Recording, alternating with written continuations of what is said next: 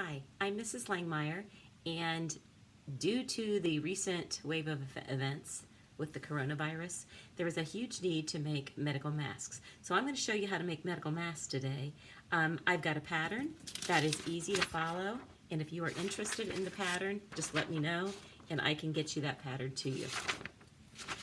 So the first thing you do is you need to get some fabric and cut the fabric into 9-inch 6 by 9 inch squares. You will need 3 to cut 3 at that size, 6 by 9.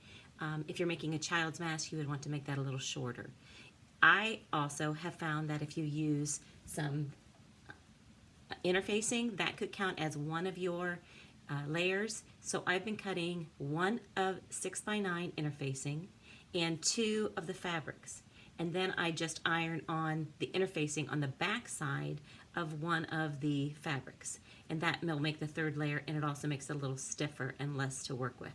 So that's another option. If you have interfacing, you could use that as one of your layers. So what you do is I've cut my fabric into the size that I need it. Use some fun prints. I've done a United States, I've done a sports theme since it is spring, something that would be fun for your family, and maybe pick a patient up, or if a child has to go to an appointment, that it's fun because they aren't going to want to wear this, but if you make it kind of fun, like a superpower person would wear a mask, they might see it's a little bit more fun to wear.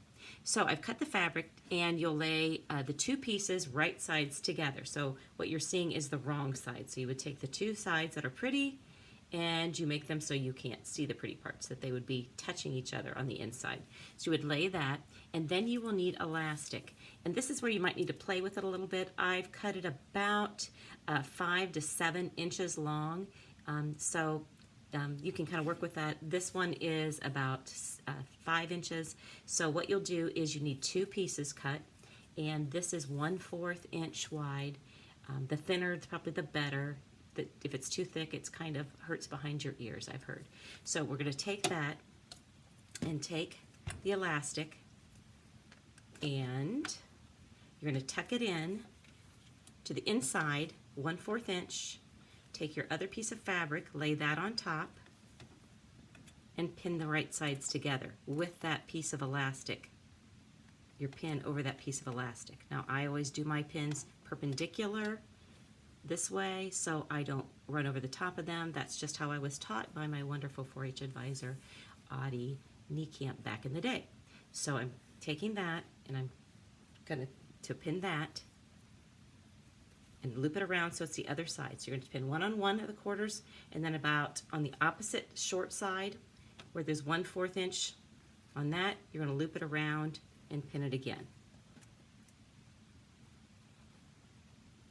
Okay, and so that is hidden in the inside. It'll look like that on the inside. Okay, you will do the same thing to the other side. So you'll have that for both ears, obviously. Okay, then when you go to start, before you start to sew, you are going to want to make a mark, because you're going to want to leave it opening so that you can turn your fabric right side out. So you're going to make a mark that's going to be about, leave an opening of about 4 inches. Okay, so make yourself a mark here to here, and that's where you're going to start sewing, and that's where you're going to stop. And that's only on one side. Okay, so let's begin. So I'm going to start with my fabric underneath, starting at that mark, and we're going to sew at about 1/4 of an inch from the edges. Okay, so starting at your mark. Go forward. I'm going to turn my light on, and you're going to see a bright light. Okay, forward, and then always back stitch like we taught. When you get almost to the end, you leave your needle down and you do the pivot so that the thread is not broken.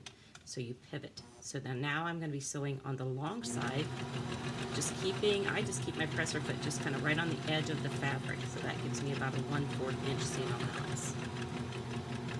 When I get close to the next edge, I stop with my needle down, raise my presser foot, pivot, and now I'm going to sew to that mark that I had. Okay. And then I backstitch.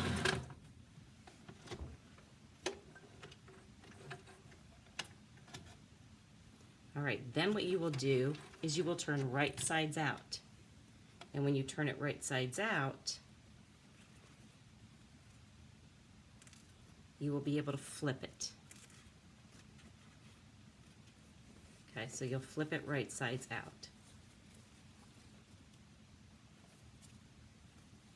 Okay, and then you will see you have it, and you want to poke your corners so that they are poked out. All right, the next thing you're going to do is you're going to, when you turn it right sides out, you'll then have it so that you will see the pretty side, the darker print.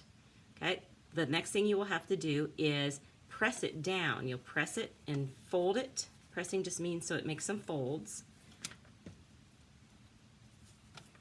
Do that on this fabric so you can see, and you want your fabric folds to go the same direction on both sides. Okay, so you're going to have it so that they're pressed down like that. You kind of see there's pressing, and I took it and I used my iron and pressed that down. Okay, then you are going to top stitch across all of the outside parts. So when you top stitch, that will close up that little opening that we use to turn it, and it will have it all neatly sewn together so that it'll look like a surgical mask.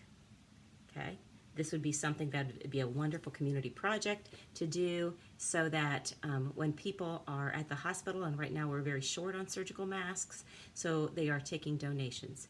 So this is something that you can make for the events of the time where the hospitals are asking for those, or make them for your first aid kit so that you have those in the event we'd ever have to go through this again. Thanks, and have a wonderful year.